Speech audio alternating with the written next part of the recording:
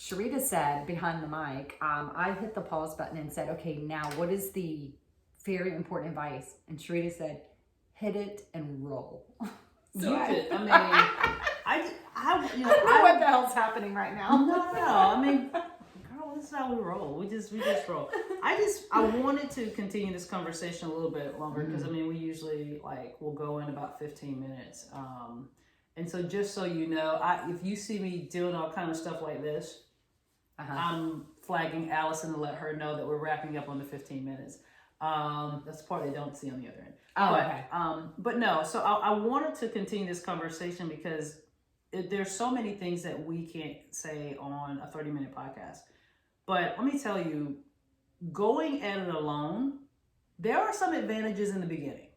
And that's why it works in the beginning, because you see yourself hitting levels of success. You're making strides. You're getting shit done. You're like, oh, I learned this. Let me go forward. Let me keep doing this. And that's fine. But there comes a time, and we always talk about this balance, right? Oh, well, let me tag on what you just said. When you said become in the beginning, the benefits of I'll do it myself, you're safe. You're not out there getting emotional feedback that hurts. No. You've blocked all that out. You can't get criticism. You can't get no's. You can't get all of these things that come with when somebody tells you no, you're not getting negative feedback. It's very, very emotionally safe doing something alone. You know, it's, you know, there are some, because one of the things that I've just immersed myself in is writing. And there are some writers out there, and this is things that I've heard said even about some writers recently, is that their work does not grow. When you continue to go it alone and you say, fuck it, I'll do it myself, or fine, I'll do it myself, you will get some growth in the beginning because you are going to have to learn new things in order to keep trying to sustain that. But at a certain point, all your shit looks the same. People, whether it's your writing looks the same, or your music looks the same, or your ideas are the same, or what you do for fun there is no growth when you continue to do it alone. Now, if you're not looking for growth, keep doing what you're doing. But I promise you, you're going to be that person that winds up depressed. You're going to be that person that has suicidal thoughts. You're going to be that person that is just bitchy, mean, and cranky, and you really don't know why, and no one really wants to be around you.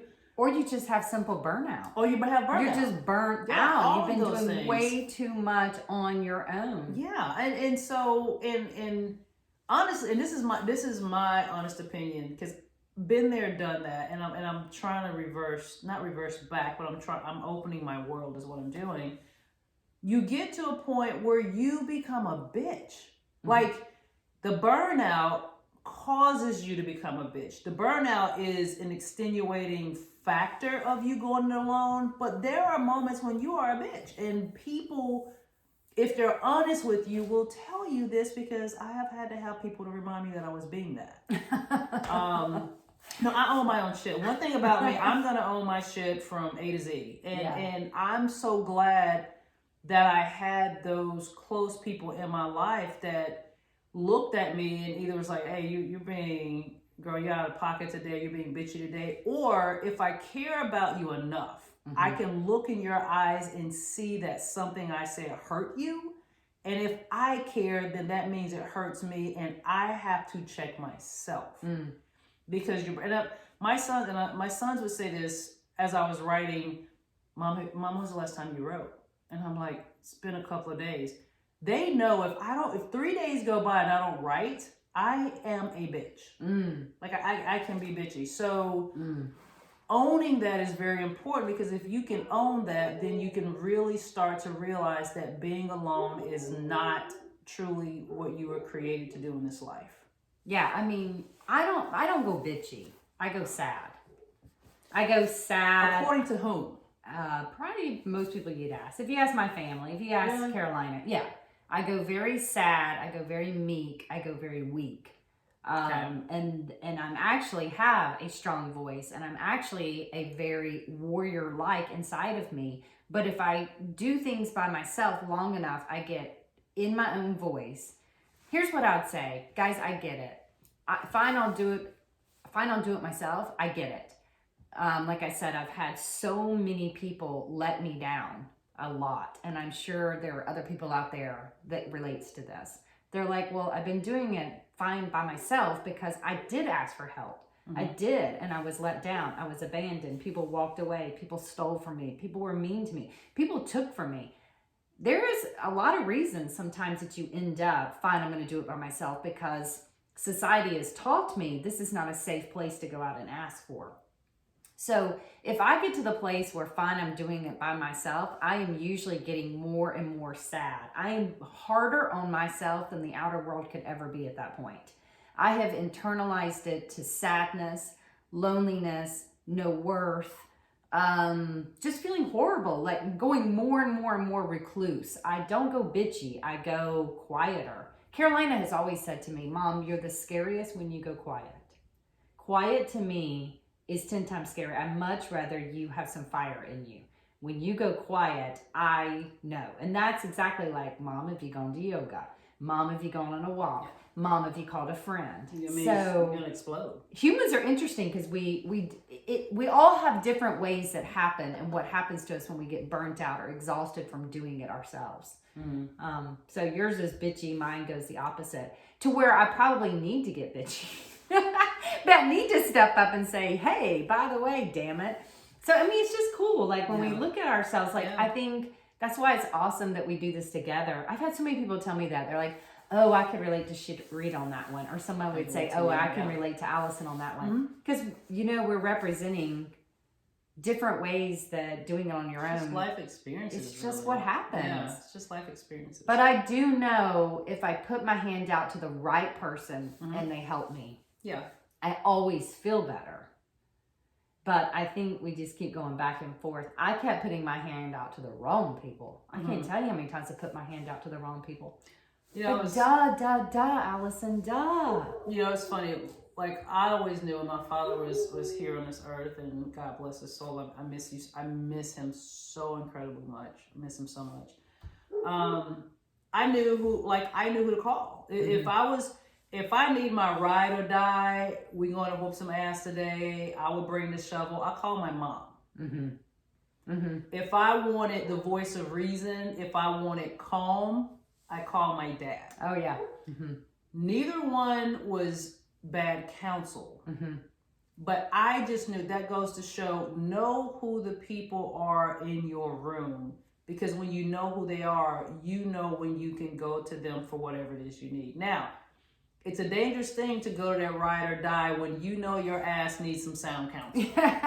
Right? So, but you're right. It's so important to self-monitor. It's so important for you to do the work. And as we talked about too, very briefly, the second part of what we're talking about is it means I have to roll up the sleeve and do my work myself. This is part of your work, knowing who's in your room, being able to have those difficult conversations with starting your nucleus, your family, branching out to your closest friends, branching out, like Allison did a great job describing like a pizza and how groups of friends work. This is a rollout plan, y'all. This is not go clean house tonight because you wake up in the morning, you won't have nobody. But it's really taking an assessment of who your closest are that's in your room that you trust to be vulnerable with, because guess what? They're also vulnerable back with you. I don't think we can stress that any more than what we've tried to do thus far. It's so. Ooh, I love what you just said. You know, you just made my light bulb go off. How many people I've been vulnerable with that were not vulnerable back with me. So it's an off-kiltered relationship.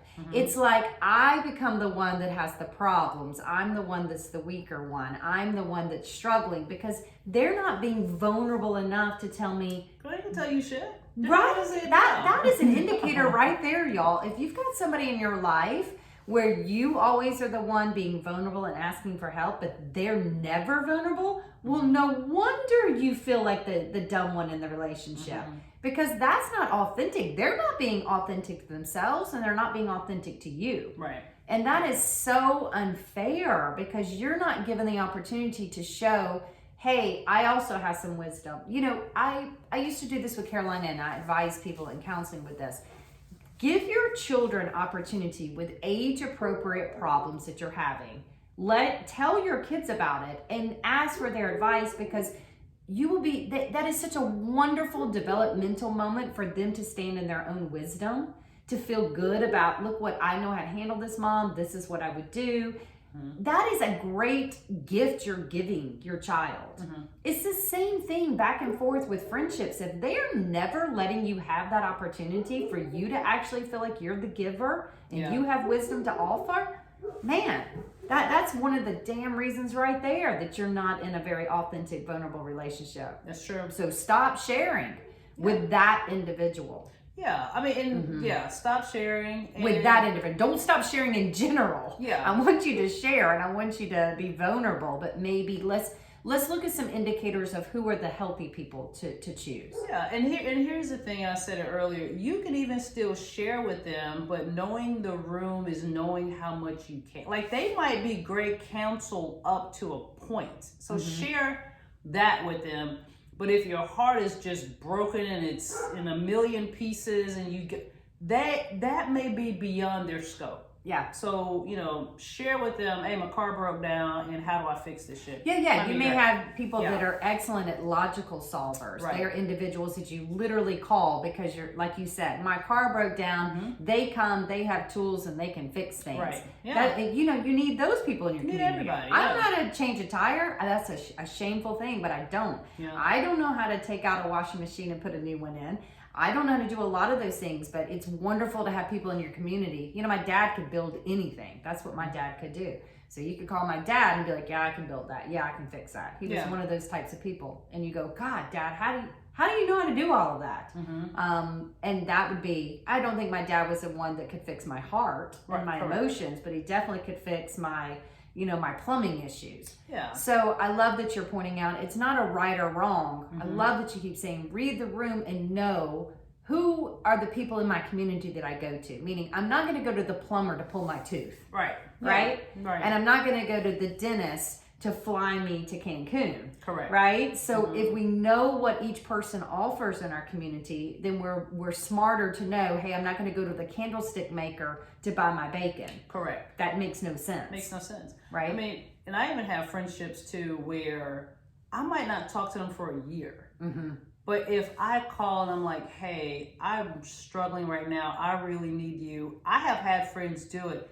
They would literally stop their life, book a flight, hop in a car, drive and come see me. Now, I have learned with them, I may not share certain things with them, but I do know if I need that person to be there on the spot, that's who I call. I could have a neighbor 2 houses down, and I would not call them to come be with me in that situation, because they'll be like, girl, I'm asleep right now. Yeah. I will say, girl, I'm asleep. I'll call you in the tired. morning. Yeah.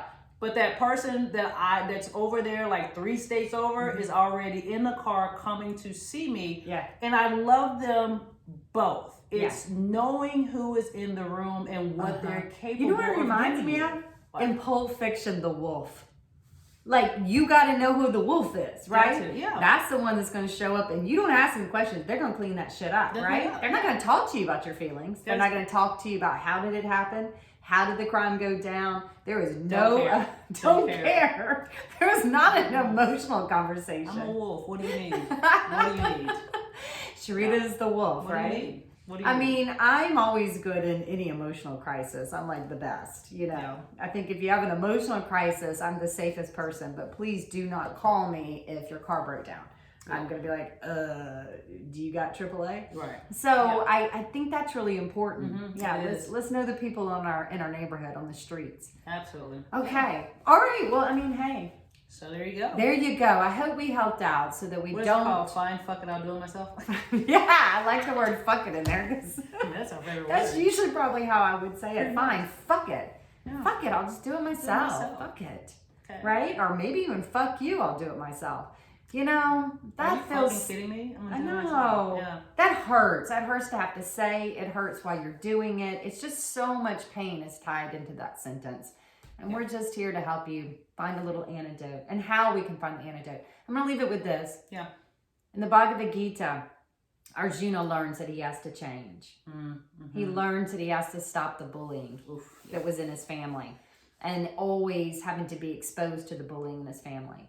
And Krishna tells them, we're going to go to war. You're going to war. Yep. And Arjuna says, I know, but Krishna, everything's going to change. Mm-hmm. And Krishna responds back, exactly.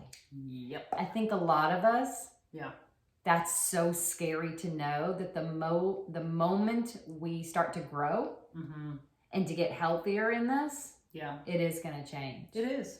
It is. And I know that's oftentimes why we don't do it.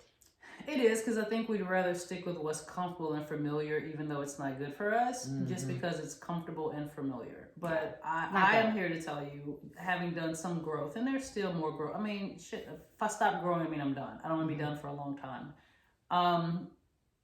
But you'll be amazed that once you start to grow and move forward, how it opens up a whole new chapter in your life that you never knew existed. Amen. Yeah. So as Krishna would say, everything's going to change. Yeah. Exactly. Exactly. Yes. All right. Exactly. All right, All right. cool. That was Well, it. that was it.